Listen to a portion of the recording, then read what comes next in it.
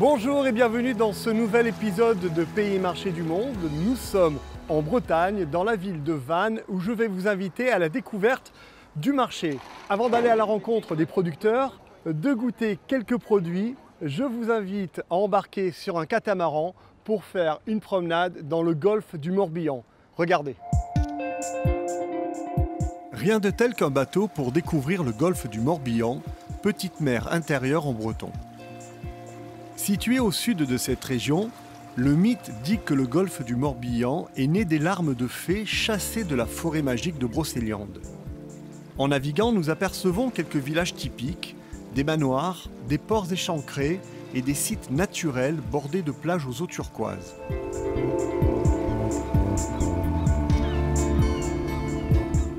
C'est sur l'île aux Moines que nous débarquons. Bien que prisé par de nombreux touristes, les 600 habitants tiennent à préserver cet endroit dont les maisons blanches de pêcheurs, les ruelles fleuries, laissent planer une atmosphère paisible. L'île est habitée depuis l'époque néolithique, comme l'attestent les dolmens et menhirs encore visibles.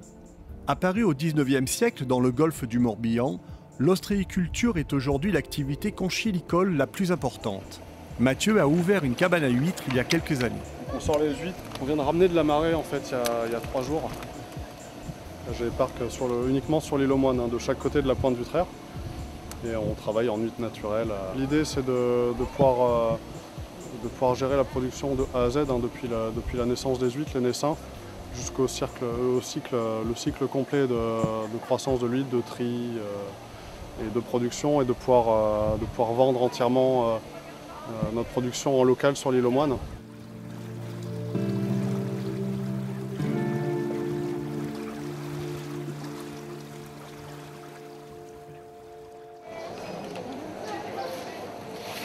Retour sur le marché de Vannes où l'on peut découvrir tout au long de l'année une multitude de produits locaux entre terre et mer. Le stand de Jeannot et ses bocaux attire ma curiosité. Je fabrique des conserves apéritifs autour des crustacés fruits de mer. En France, il y a zéro filière de valorisation de tout ce qui est crustacés, fruits de mer qui vont être hors calibre.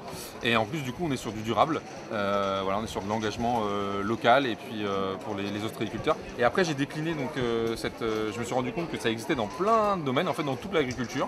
Et donc, du coup, notamment pour tout ce qui va être pêche d'autres crustacés, les bulots, les praires, les moules, etc. Bah, je goûte là. Vas-y. Ouais, j'en prie. Crème d'ail noir. Crème d'ail noir iodée à l'huître. Ah. On sent bien l'huître aussi. Hein. Ça te plaît? Ouais, c'est super bon. On continue. Je vois ça. Ouais. Alors donc on a dit 1 kilo de petits pois, vous connaissez. Le yacon ou poire de terre peut se cuisiner au four, en purée, mais aussi en tarte sucrée, ou tout simplement se déguster cru. Mon attention porte sur les mots écrits par cette enseigne. Kouign-Amann, phare, gâteau breton. Nous, on va proposer toute spécialité bretonne à partir de gâteaux à pâte sablée pur beurre avec différents fourrages, du Kouign-Amann, du phare, du 4 quarts. On aime beaucoup le beurre en Bretagne. On va avoir des petits gâteaux bretons comme ça avec des fourrages à la framboise, au caramel, au pruneau. Plein de bons desserts. Plein de bons desserts avec plein de bonnes choses à l'intérieur. Cette halle construite à la fin du Moyen-Âge est consacrée aux produits de la mer. Une vingtaine de commerçants proposent la pêche du jour. Poissons, crustacés et coquillages.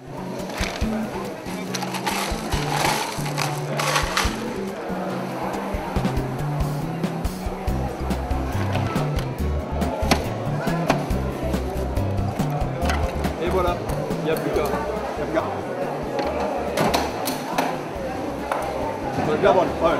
Bien. Ça passe très bien. Mais... Merci chef. Merci bien. Merci. À très bientôt. Ouais.